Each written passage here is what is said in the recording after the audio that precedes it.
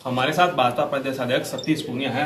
Sir, आपका TV Bharat में स्वागत। जी धन्यवाद। सर, प्रदेश की 4 विधानसभा सीटों पर उपचुनाव होना है, किस तरीके से तैयारियां चल रही है, कितने जीत के प्रति आते हैं? भारतीय जनता पार्टी ने उपचुनाव की सारी तैयारियां पूरी कर ली हैं, केवल चुनाव की तारीखों का इंतजार है। क्योंकि बहुत पहले से हम लोगों ने पार्टी के जमीनी तौर पर काम करने वाले कार्यकर्ताओं को बूथ की रचना और उसके आगे के सारे कार्यक्रम तय किए थे। सातों ही मोर्चों के हमारे सम्मेलन संपन्न हो गए हैं। मैं खुद चारों विधानसभा में गया हूं। पार्टी के सारे वरिष्ठ लोगों का एक एक दौरा वहां हुआ है। उम्मीदवारों के रायशुमारी के तौर पर भी पार्टी के सर्वे भी हुए और प्रमुख लोगों से बातचीत भी की है। जिस तरीके से पंचायती राज चुनाव का रुझान आया, राजस्थान की जनता ने कांग्रेस पार्टी के खिलाफ जो जनादेश दिया था, वो पहला कारक है जो भारतीय जनता पार्टी को जीत दिलाने में बड़ी भूमिका निभाएगा। यानी कि एंटी इनकम्बेंसी सरकार के खिलाफ साफ तौर पर दिखती है। दूसरा, पार्टी का अपना संगठन यदि कांग्रेस के मुकाबले कंपेयर करेंगे तो आज जमीनी तौर पर हमारा संगठन काफी मजबूत है। तो पार्टी के कार्यकर्ताओं का परिश्रम और सरकार की विफलता, ये हमारी जीत के 2 कारक होंगे। सर, कांग्रेस के विधायक और पूर्व मंत्री रमेश मीणा का जिस प्रकार से बयान देना कि SC ST विधायक के साथ भेदभाव किया जा रहा है, बैठने की व्यवस्था भी नहीं थी और माइक है जो भी उनके पास। देखिए, रमेश जी की बात इस बात को तस्दीक करती है कि कांग्रेस में बहुत कुछ ठीक नहीं है, अंतर्कलह बरकरार है, विग्रह भी है।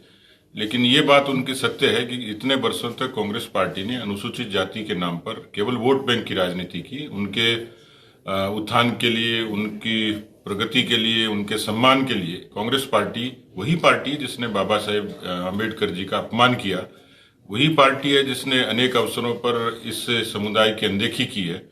और इसलिए उनकी बात सत्य प्रतीत होती है। पर मुझे लगता है कि कांग्रेस के हाथ से अब चीजें निकल गई हैं, क्योंकि जिस तरीके से उन्होंने देश में जाति, पंथ, मजहब की राजनीति की, बांटो राज करो जो अंग्रेजों की नीति थी, वो नीति अब देश की जनता समझ चुकी है। सर, अंतर्कलह की बात करें तो भाजपा में भी जो है पूर्व CM द्वारा देव दर्शन यात्रा के जो दौर में जो एक तरीके से कह सकते हैं हम कि जो शक्ति प्रदर्शन किया गया।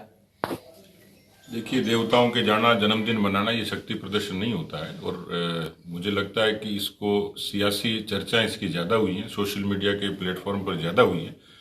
पर कांग्रेस का विग्रह तो साफ दिखता है कि उनके PCC चीफ को हटाना पड़ा, डिप्टी चीफ मिनिस्टर को हटाना पड़ा, मंत्रियों को ड्रॉप करना पड़ा, जनवरी में मंत्रिमंडल के विस्तार का आश्वासन देना पड़ा।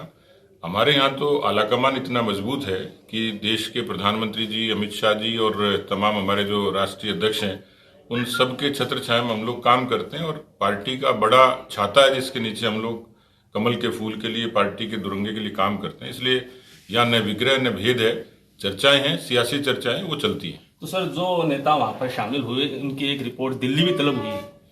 नहीं, ऐसी कोई रिपोर्ट की आवश्यकता भी नहीं थी और हमारे लिए इतना गंभीर मसला नहीं था कि जिसके बारे में हम इतना विचार करते और इतना सीरियसली उस पर बातचीत करते। सर, उपचुनाव की बात करें तो सुजानगढ़ विधानसभा में किसे जो प्रत्याशी के तौर पर? देखिए, चुनाव जीतने की पहली और अंतिम शर्त होती है जीतने में योग्य व्यक्ति। उसमें न पंथ है, न जाति है, न बिरादरी है। जो योग्य होगा उस पर दांव हम लगाएंगे। क्या पूर्व CM स्टार प्रचारक होगी?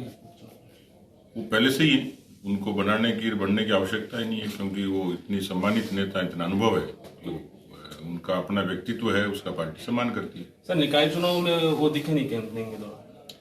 अब किसी का दिखना और नहीं दिखना, इसका कोई सियासी कारण नहीं होता, उनके व्यक्तिगत कारण होते हैं। ये थे हमारे साथ भाजपा प्रदेश अध्यक्ष सतीश पूनिया, जिनका साफ तौर पर कहना है कि जो आगामी चुनाव है उनमें जो पूर्व CM वसुंधरा राजे है वो चुनाव प्रचार करती भाजपा जो प्रत्याशी है उनके पक्ष में नजर आएगी। शुरू से ETV भारत के लिए नरेश पारिक।